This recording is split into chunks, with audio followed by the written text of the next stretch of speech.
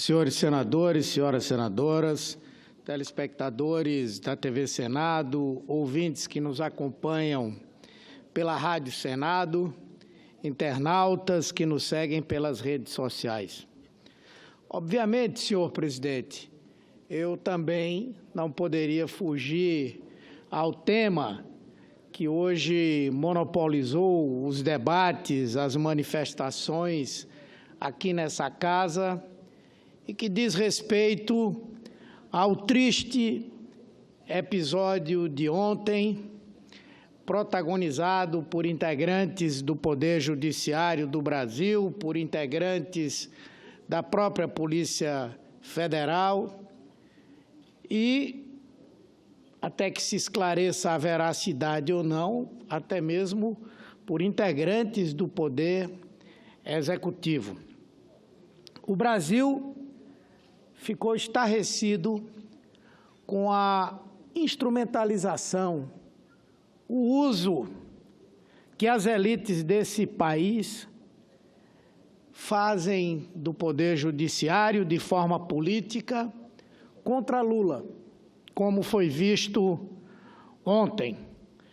Um festival de equívocos, de ilegalidades que devem deixar cada cidadão e cada cidadã brasileiros e brasileiras preocupados, estupefatos, em condição de alerta, porque se aconteceu a Lula, poderá acontecer a qualquer cidadão brasileiro, senhor presidente.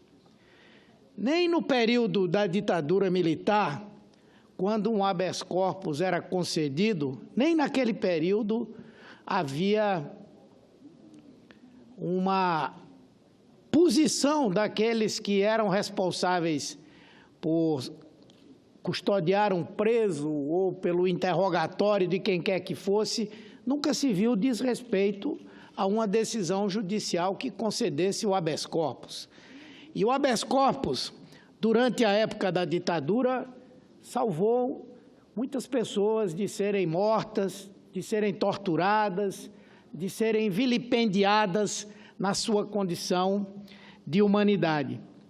E o que aconteceu ontem é um precedente, no meu ponto de vista, extremamente perigoso. E eu aqui ouvi alguns senadores, uma senadora que falaram sobre o caso, não discutindo o fato em si da desobediência a uma decisão judicial, mas querendo fazer um questionamento ao próprio desembargador, o primeiro que teve coragem de dar uma decisão justa e favorável ao presidente Lula. Aqui eu vi as pessoas, ele foi filiado ao PT, ele foi auxiliar de Tasso Genro, foi não sei o quê. Se o critério é esse, com certeza no Brasil nós não teríamos ministros do Supremo, desembargadores da idoneidade, da competência e do papel de estadista, como, por exemplo, o ministro Nelson Jobim. Não só foi filiado, como foi parlamentar muitos anos do PMDB, e isso nem é impedimento do ponto de vista legal, nem ético, de ele ter tomado tantas posições e ter tido a posição de respeito por ele conquistada junto ao povo brasileiro. Ou o ministro Gilmar Mendes, por exemplo, que foi da Advocacia Geral da União no governo de Fernando Henrique Cardoso, e foi por ele indicado. Ou do ministro recém-nomeado, o Alexandre Moraes, que foi secretário de um governo do PSDB, que era afiliado ao PSDB, que foi ministro do governo Temer. Ninguém questiona as posições dele por conta disso. Então, isso é um argumento pequeno. Tentam levar uma politização quando são eles que têm politizado o tempo inteiro esse debate sobre os processos de que Lula tem sido vítima. Portanto, é de nos deixar absolutamente estupefatos. Hoje, por exemplo, o ministro Marco Aurélio Mello, do Supremo Tribunal Federal, insuspeitíssimo, declarou com todas as letras: jamais o juiz de primeira instância poderia se recusar a obedecer uma decisão de um tribunal revisor, porque o juiz plantonista está ali não representando a si próprio, não decidindo por ele próprio, mas representando e decidindo pelo tribunal, já que o tribunal está em recesso. Portanto, jamais o juiz de primeira instância poderia sequer questionar. Isso nas palavras de Marco Aurélio Mello. Ele diz: se questionamento tivesse que acontecer, teria que ser feito pelo Ministério Público. O Ministério Público poderia questionar a decisão, pedir, fazer algum recurso, tentar apressar aquela decisão liminar que precisaria passar por uma turma do TRF, mas jamais o juiz de primeira instância, que foi o responsável pela condenação. Assim fica parecendo que um réu condenado por um juiz na primeira instância, até o momento que ele recorra ao Supremo, se couber, ele está submetido à interferência do juiz de primeira instância, que sai da sua condição de estar em recesso para articular com outros integrantes do TRF a cassação da decisão do juiz Favreto. Hoje, por exemplo, o jornalista Kennedy Alencar diz com todas as letras que o juiz Sérgio Moro e o presidente do TRF4, Thompson Flores, agiram de forma parcial, absolutamente parcial. Foi essa a colocação que fez um jornalista respeitado por todos nós, e esse é o sentimento do povo brasileiro. Todos aqueles com quem nós tivemos contato, inclusive pessoas que não são do PT, são contra o PT, alarmados com a possibilidade de que esse precedente se transforme em regra. Imagine se o Supremo Tribunal Federal tomar uma decisão e nós aqui no Senado resolvermos não cumpri-la. Imagine. Que caos vai se tornar o Brasil? Ou se um juiz toma uma decisão e o soldado de polícia se recusa a cumpri-la. Não pode, senhor presidente. Nós temos que tratar desse tema com a seriedade, porque isso envolve a constitucionalidade, isso envolve o Estado democrático de direito. E o juiz que emitiu 3 despachos determinando a liberdade do presidente Lula, e não foi atendido. Até que criou-se um falso conflito de competência, e aí o presidente do tribunal vai e define esse conflito de competência em desfavor de quem? De Lula. Já se esperava que agisse dessa maneira. Fala-se, inclusive, que o ministro da Segurança Pública teria sido mobilizado para dar uma contraordem à Polícia Federal: não soltem enquanto não tiver uma outra posição do TRF4. Era importante que o próprio ministro viesse a público confirmar ou não se ele foi mobilizado para isso e se ele compactuou com esse desrespeito à posição, à decisão judicial. E quem fala em conflito, falso conflito de competência, são vários juristas do Brasil inteiro. Portanto, senhor presidente, esse fato, ele é um demonstrativo da grave crise institucional que nós estamos vivendo no Brasil. Nesse ponto, eu concordo plenamente com o senador Cristóvão Buarque, quando lembra que o judiciário, durante muito tempo, gozou de alta credibilidade da população brasileira, de grande respeito por parte da população brasileira, respeito que nós, infelizmente, aqui no Congresso Nacional, de há muito tempo não gozamos, e também o Executivo. E hoje, a imagem que a população tem, detectada por várias e várias pesquisas de opinião, é de que o Poder Judiciário decide pelos poderosos, decide pelos ricos, pode perseguir pessoas por razões de ordem política. Isso, para nós, é muito triste. Então, senhor presidente, eu quero registrar aqui não só a minha, mas a posição do nosso partido, que vê em todas essas ações um claro objetivo, que é o de impedir, pelos meios institucionais, de forma errada, injusta, equivocada, o direito do povo brasileiro livremente escolher um novo presidente da República. Que, se não houver um impedimento construído por essas forças, pelo mercado, pelos meios de comunicação, ontem era uma coisa absurda.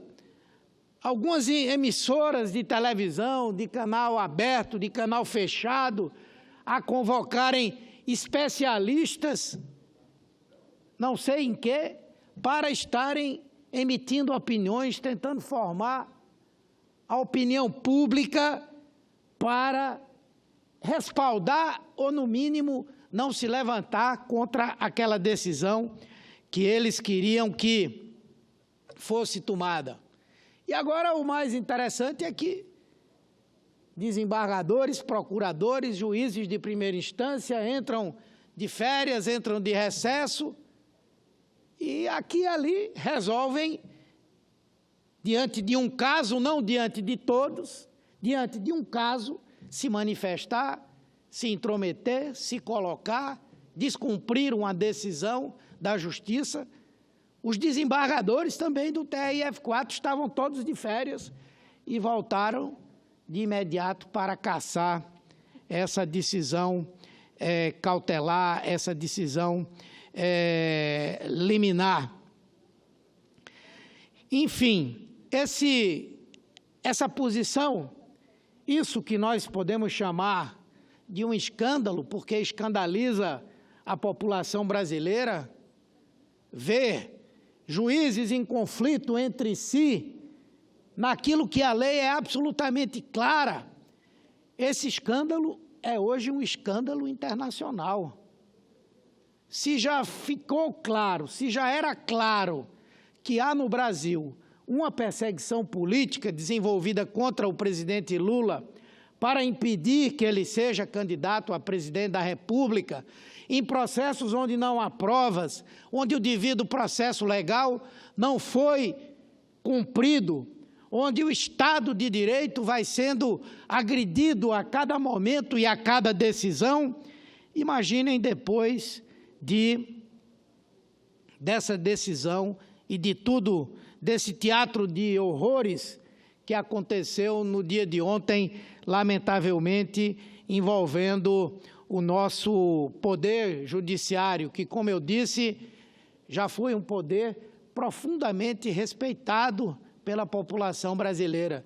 E hoje, o que nós vemos são coisas absurdas, por erros do próprio Poder Judiciário, ministros do Supremo sendo agredidos, sendo xingados nos aeroportos, Quer dizer, isso não é porque essas pessoas tomam posição A, B ou C, é porque o Poder Judiciário, como instituição, tem permitido que isso aconteça. A começar dessa ideia, que eu acho que em vários países do mundo é uma ideia inaceitável. Nos Estados Unidos, ninguém filma julgamento, nem julgamento em primeira instância, nem tribunal de júri.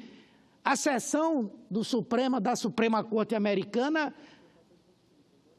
são praticamente todas secretas, para impedir que o Poder Judiciário seja influenciado pela opinião pública, pelo clamor popular, e a partir daí é que nós vemos hoje juízes, ministros serem importunados, sofrerem verdadeiros bullying, porque tomaram a posição A, B, C ou D, e na grande maioria das vezes decisões corretas. Então, é necessário que se faça uma reflexão, que o próprio Poder Judiciário faça uma reflexão sobre esse momento que está vivendo. Por exemplo, senhor presidente, aqui não quero fazer nenhuma crítica a quem quer que seja, mas por que permanece essa situação? Uma parte do Supremo dá habeas corpus, arquiva processos, quando entende que isso é correto. Vários ministros não aceitam a ideia de que a prisão deve ser cumprida quando a condenação se dá em segunda instância. É uma visão, é uma concepção, é a minha também.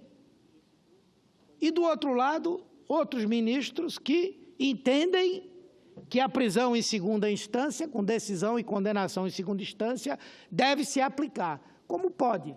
Metade pensa assim, metade pensa do outro jeito, e o Supremo não para discutir a ação de constitucionalidade que trata do impedimento da prisão em segunda instância. Se essa decisão tivesse sido tomada já, se a presidência do Supremo Tribunal Federal já tivesse colocado para votar essa matéria e que o resultado fosse para um lado ou para o outro, esse tema estaria pacificado. Esse episódio de ontem não teria acontecido, senhor presidente. Portanto, eu quero aqui lamentar porque, à medida que o tempo vai passando, ao invés de nós sermos desmentidos naquilo que nós afirmamos o tempo inteiro, desde o golpe de 2016, perpetrado por esse Congresso Nacional contra a presidenta Dilma, ao invés de nós sermos desmentidos, ao contrário, a cada dia que se passa, os nossos argumentos se comprovam pela prática. Portanto, nós hoje temos a clareza absoluta e total de que Lula é, de fato, um preso político, de que o objetivo da sua condenação e da sua prisão é impedir que ele volte a ser presidente da República para resgatar programas, ações políticas que melhoraram a vida do povo brasileiro e fizeram o povo brasileiro ter orgulho de ser brasileiro, de ter a sua autoestima elevada, e hoje nós voltamos a ser verdadeiras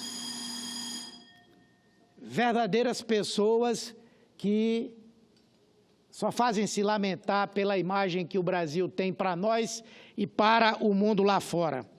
Mas, senhor presidente, isso não vai mudar a nossa estratégia. Nós continuamos com Lula candidato.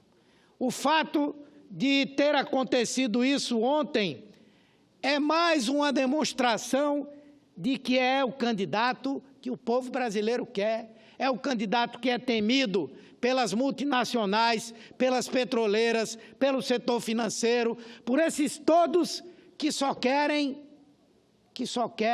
massacrar o povo brasileiro para usufruírem cada vez mais lucros. Mas eu concedo com satisfação o à parte.